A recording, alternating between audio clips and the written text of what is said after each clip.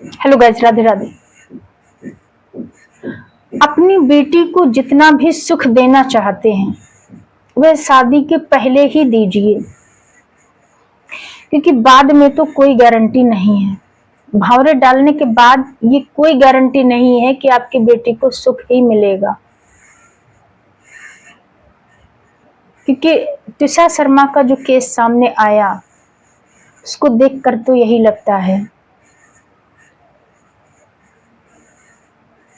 कि कितना भी पैसा खर्च किया जाए, कितना भी विश्वास किया जाए, लेकिन उसका कोई फायदा नहीं है। जब कभी आपकी बेटी आपसे शिकायत करती है, अपने ससुराल की कुछ बातें बताती है, तब आप उस पर ध्यान नहीं देते। आप कह देते हैं कि एडजस्ट करो, सब ठीक हो जाएगा। थोड़ा वक्त लगता है, हमारे साथ भी ऐसा ही हुआ था, फिर सब ठीक हो गया। तब की बात में और अब की बात में बहुत अंतर है। ये क्यों भूल जाते हैं माँ बाप? क्योंकि तब माँ बाप गरीब हुआ करते थे, उनमें इतनी सामर्थ्य नहीं होती थी कि वह अपनी बेटी को अपने पास रख पाए और उसे पाल सकें। लेकिन आजकल पढ़ा लिखा समाज भी इस तरह की दकियानूसी बातों में आ जाता है और वह बेटी की बात पर ध्यान नहीं देता। उसे इस तरह की एडवाइस मिलती है कि सब ठीक हो जाएगा, थोड़ा एडजस्ट करो, कुछ दिन बाद सब ठीक हो जाएगा। और जब बार बार आप ऐसा कहते हैं तो बेटी आपसे अपनी परेशानी कहना बंद कर देती है और वह सहना सीख लेती है। और जब वह सहना सीख लेती है तो ससुराल वालों की हिम्मत और बढ़ जाती है। ससुराल वाले एकदम से आपकी बेटी को नहीं मारते, धीरे धीरे मारते हैं।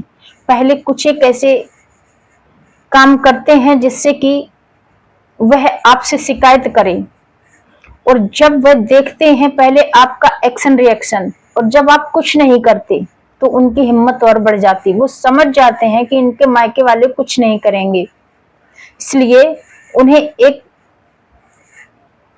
सरकारी लाइसेंस सब मिल जाता है कि अब इसके साथ हम कुछ भी कर सकते हैं। मारते हैं, पीटते हैं, उसे पागल बना देते हैं, और एक दिन उसे मार देते हैं। फिर आप कैंडल मार्च करते हो, धरना प्रदर्शन करते हो, विरोध करते हो, फिर आप दुनिया भर की कानूनी कार्रवाई करते हो, पर उसका क्या फायदा?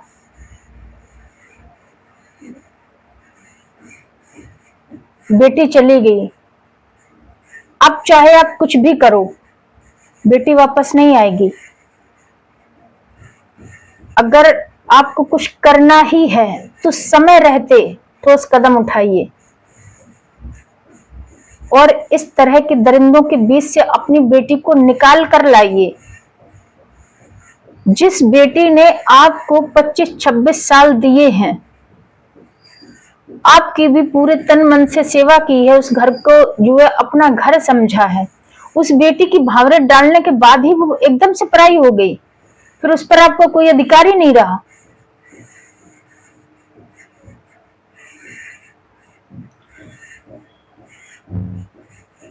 सबसे पहले इंसान को अपनी सोच बदलनी चाहिए कि जो शादी विवाह होते हैं, मैं तो पहली बात अरेंज मैरिज शादी के सख्त खिलाफ ही हूं, क्योंकि मुझे नहीं लगता कि ये शादी होती है, ये तो एक समझौता होता है। ये दो परिवारों को खुश करने की होड़ होती है। बेटी वाला देता रहता है, देकर भी खुश होता है, और लड़के वाला लेता रहता है, बस मुस्कुरा मुस्कुरा कर बोलता रहता है, और बेटी वाले सोचते हैं कि सब कुछ ठीक चल रहा है। और जब पूरी तरह से उनको निचोड़ लेते हैं उसके बाद वो बेटी को टॉर्चर करते हैं कि और लेकर आओ, तब भी आप देते हो। आपको लगता है कि हमारी बेटी को परेशान ना करें इसलिए आप देते रहते हो, लेकिन आप ये क्यों उनको क्यों देते हो? आप अपनी बेटी को अपने पास बुलाइए, वहां क्यों छोड़ रखा आपने अपनी बेटी को?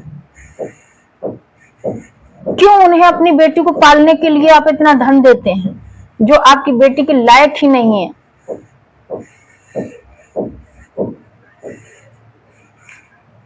अरेंज मैरिज दो इंसानों का विवाह है ही नहीं, वह तो दो परिवारों का तालमेल है।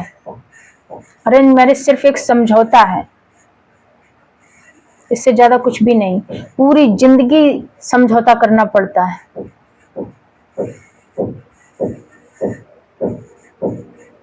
उसके बाद भी लड़की हर समय एडजस्ट करने की कोशिश करती रहती, सबको खुश करने में लगी रहती, उसके बाद भी उसको बुरा ही कहा जाता है, कितना भी एडजस्ट कर ले। उसकी जान के पीछे पड़ जाते हैं लोग और एक दिन जान लेकर ही दम लेते हैं। फिर आप चाहे कुछ भी करें, कैंडल मार्च करें, धरना प्रदर्शन करें, कानूनी कार्रवाई करें, उससे आपकी बेटी तो वापस नहीं आएगी ना।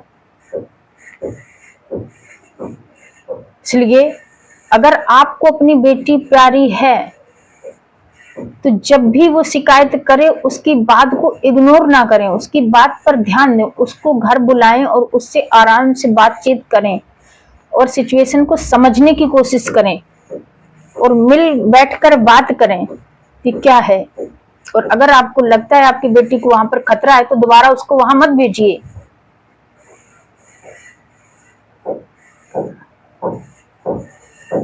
क्योंकि जब आप ही अपनी बेटी से ममता नहीं रखेंगे तो उनके लिए तो वो वैसे भी कुछ नहीं है, एक नौकरानी के सिवा कुछ नहीं है। इतना काम करती, पूरे घर का काम करती, सबको खुश करने में लगी रहती, उसके बाद भी वो बुरी होती है, उनके लिए वो कोई मायने नहीं रखती।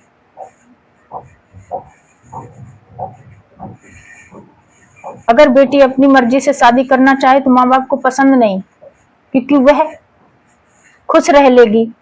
लड़का अगर अपनी मर्जी से शादी करना चाहे तो लड़के के माँ बाप को पसंद नहीं, क्योंकि वह खुश रहेगा। माँ बाप ही नहीं चाहते हैं, ना बेटे के माँ बाप चाहते हैं कि हमारा बेटा बहू खुश रहे, ना लड़की के माँ बाप चाहते हैं कि हमारी बेटी और दामाद खुश रहें। क्योंकि अगर वो ऐसा चाहते तो उनकी मर्जी से शादी करने में उन्हें कोई भी ऐतराज नहीं होता।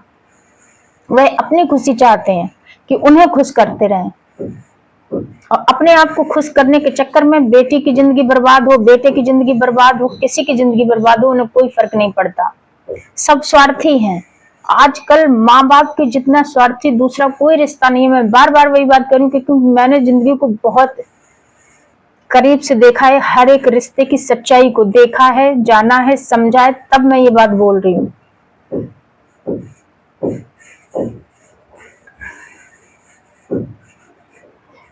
हर व्यक्ति अपने आप को खुश करने में लगा है। आप उसे, चाहे आप अगर जान भी निकाल के रख दोगे ना तो भी कहेंगे कि जो है अभी कसर बाकी है, आपने जो है अभी उनके लिए कुछ किया ही क्या है। इसलिए दुनिया को खुश करने के चक्कर में ना रहें, अपने आप को खुश रखें। बेटे बहू या अपनी बेटी की अगर खुशी चाहते हैं तो उसकी बात को ध्यान से सुनना सीखिए कि वो क्या कह रही है, और उसको पहले समझिए। बाद में मरने के बाद रोने पीटने से, ये सब चीजें करने से कुछ नहीं होता। ससुराल वाले भी अंदर जाएंगे भी तो भी वो छूट कर बाहर आ जाएंगे। आजकल देखो कितने केस हो रहे हैं। हमारे समाज में इतने सारे कानून हैं, लेकिन एक भी ऐसा कानून नहीं बना है जिससे कि इन बेखौफ दरिंदों को सजा मिल सके। चाहे दहेज लोभी हो, वो भी कुछ दिन बाद छूट जाते हैं और आराम से घूमते हैं। या फिर कोई रेपिस्ट हो, वो भी पहली बात तो कोई सजा ही नहीं होती, और अगर हो भी जाती है कुछ दिन बाद बाहर आ जाता है। लोग उस पर फूल बरसाते हैं, जुलूस निकालते हैं, मालाएं पहनाते, जैसे उसने पता नहीं कितना बड़ा काम किया है।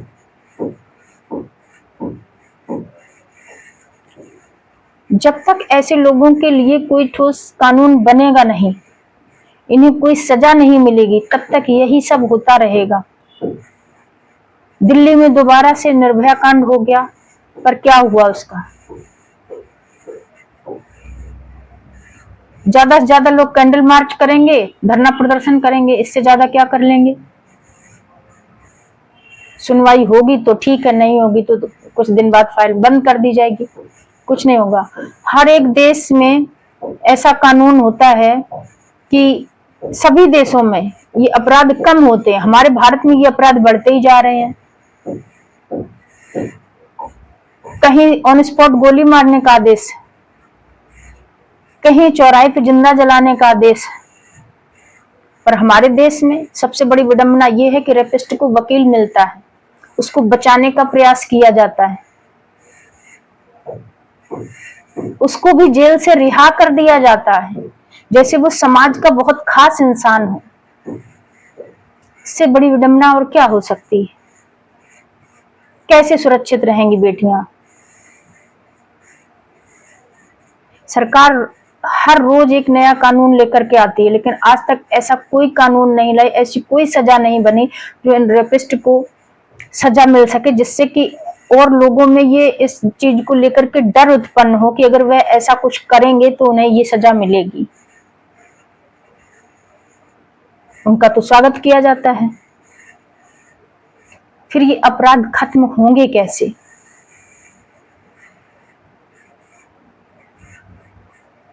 इसलिए सरकार से निवेदन है कि ऐसे कानून लाए जाएं देश में, चाहे वो दहेज लोभियों के लिए हो, चाहे रेपिस्ट के लिए हो, किसी भी तरह के ये जो नर पिशाच घूमते हैं खुलेआम, इन पर नकेल कसने के लिए एक ऐसा कानून होना चाहिए जिससे इनमें भी भय उत्पन्न हो और इस तरह के कारनामों पर रोकथाम लग सके।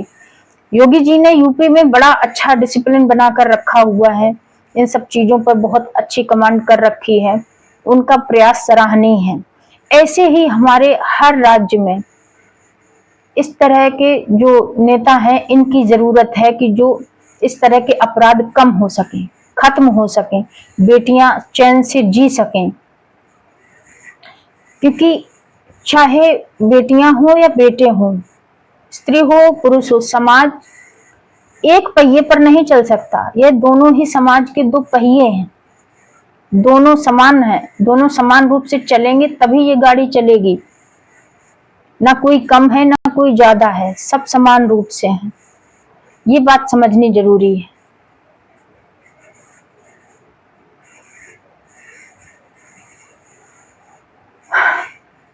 बेटियों की सुरक्षा के लिए बड़े बड़े वादे किए जाते हैं। बेटियां तो किसी भी तरह से सुरक्षित नहीं है, ना गर्भ में सुरक्षित है, ना डायपर में सुरक्षित है, ना शादी के पहले सुरक्षित है, ना शादी के बाद सुरक्षित है। कैसे सुरक्षित होंगी बेटियां?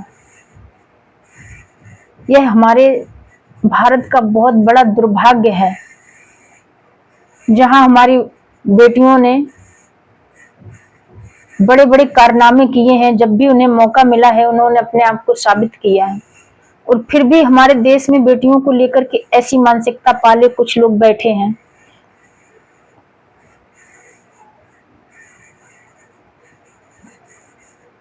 सरकार से यही निवेदन है हाथ जोड़ करके कि ऐसे कानून लाएं जिससे ये बेखौफ दरिंदे, इनको सजा मिल सके। धन्यवाद। राधे राधे।